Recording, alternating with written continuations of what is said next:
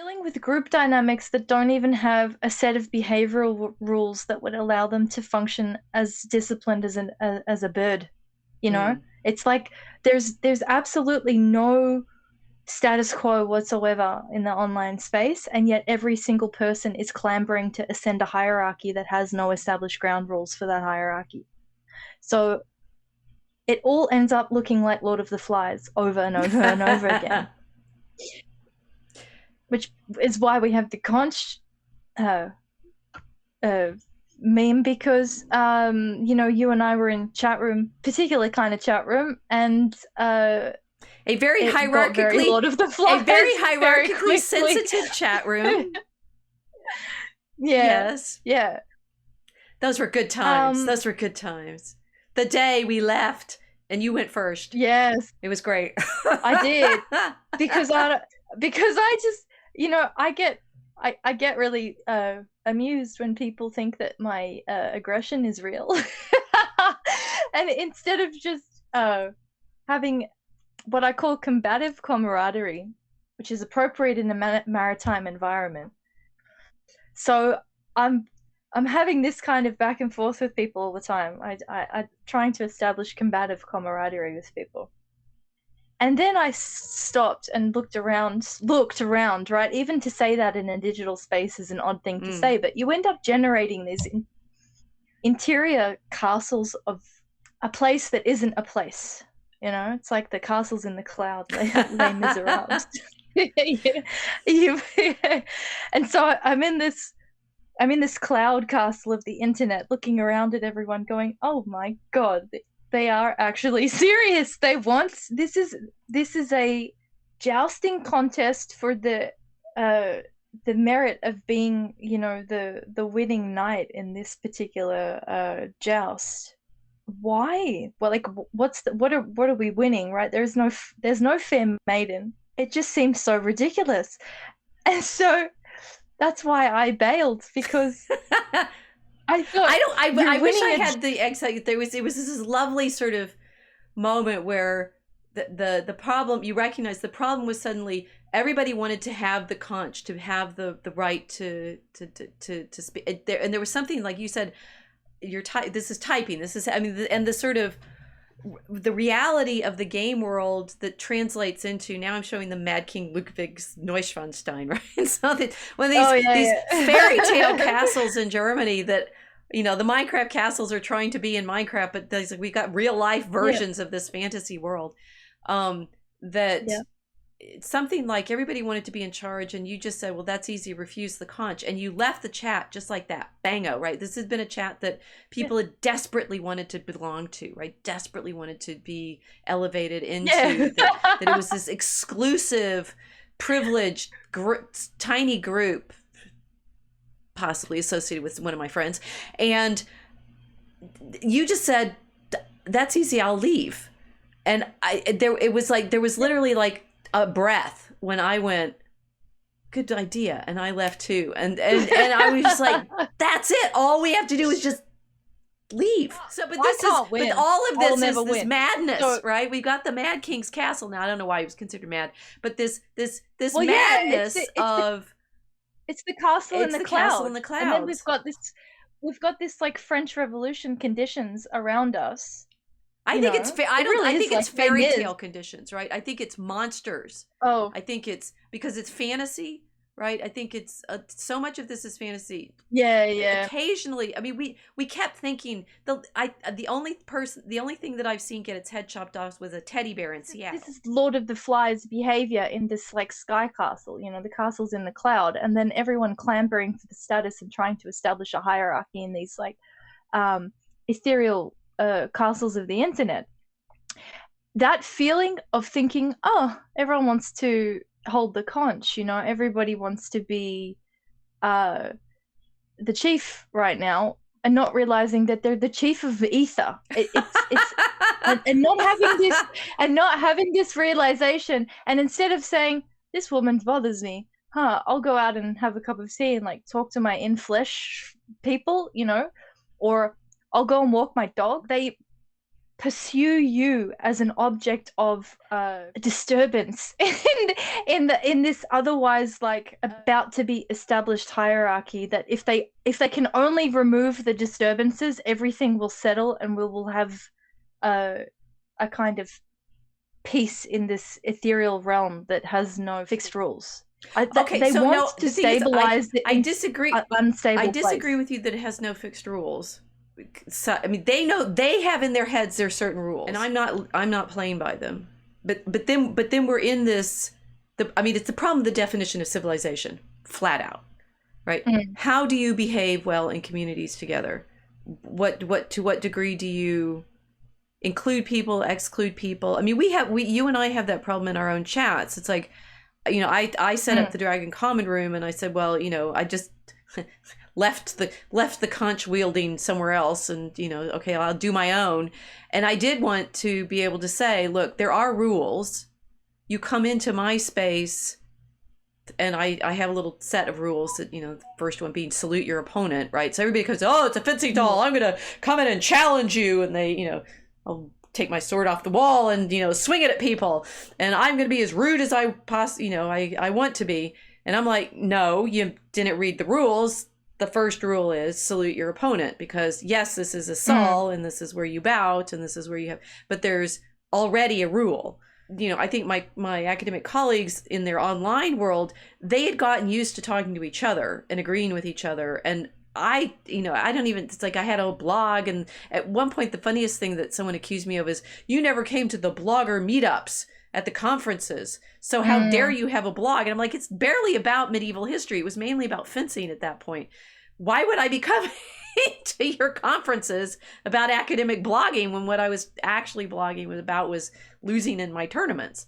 Now we have the very most famous picture of chivalry, which is Edmund Leighton's Accolade. If you've ever seen it, it's Edmund Leighton's Accolade, where the woman is knighting or I don't think she's knighting him. I think she's, you know, dubbing him with praise or something. That I do think people think they're rules, but either as far as you and I are concerned, in the Telegram world, the guys who are used to playing in Minecraft and bantering or insulting people or being, you know, as you know, edgy as they think they are, they think we're out of place, right? We don't belong in their world, right? What are we doing in Telegram if we can't take the heat, right? Kind of thing. And we're saying, well, but I set this channel up as mine, so this is my little space. You can go play somewhere else, but in this one, there's rules. It's like 1,000 Duchies, isn't it? It's so medieval. It really is. It's exactly what I was describing when I'm reading Robert the Pious's Promise, right? It's like early feudalism, where you have gazillion little castles. Every castle has its own set of, you know, retainers and women that live there, and the knights. I mean, you feel like if you want chivalry and the knights, you also have this like chaos of local politics. Oh, actually, that doesn't sound so bad in other ways, right? In the e-Duchies. E-Duchies. We got it now. In the e-Duchies. Yeah. Some are more chivalrous than others. The e-Duchies are very odd. You know, you've got the big tech social media spaces, which are enforcing a particular culture, which isn't organic in a lot of cases. Culty in most of them. You know, it's the general culture in those spaces is pretty much liberal. You know, the way that people are interacting with each other. Most of them are liberals. So we need to. I've changed to a Victorian couple now. Define it, right? It's like what's liberal look like, rather than the label. They do have in their own minds very strict rules of behavior. Obviously, yeah. Yes. No, I would define liberalism as a trust the science with post-Christian morality tacked onto the end of it. So this idea that we're angry at colonialism, we're angry at people for colonizing other people. Why? Because it was wrong. Why was it wrong? Because it's wrong to invade other people's territories and kill and pillage and rape. Okay, but who says that? Which kind of people said that that was wrong?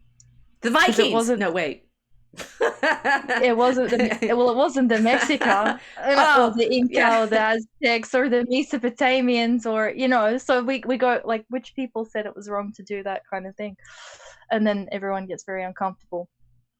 But that kind of liberal worldview where you're imposing post-Christian moralism on everybody, and not admitting where you're actually trying to draw your morals from. Well, I think so. I was listening to Paul Joseph Watson do an interview with someone, I don't remember who he's talking to, but they're talking about the problem of immigration in England right now. Oh, okay, yeah. And I've watched Paul for a long time now. I respect him and I like him, but he kind of missed the point in this little episode where he and the older man who he's interviewing with are complaining about how they've lost the England that they knew.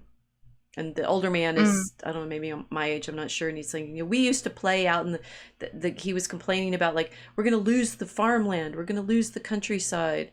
And I'm right now teaching this course on medieval England. And I'm like, okay, since 1066, we agree, yes, you haven't been actually actively invaded by anybody.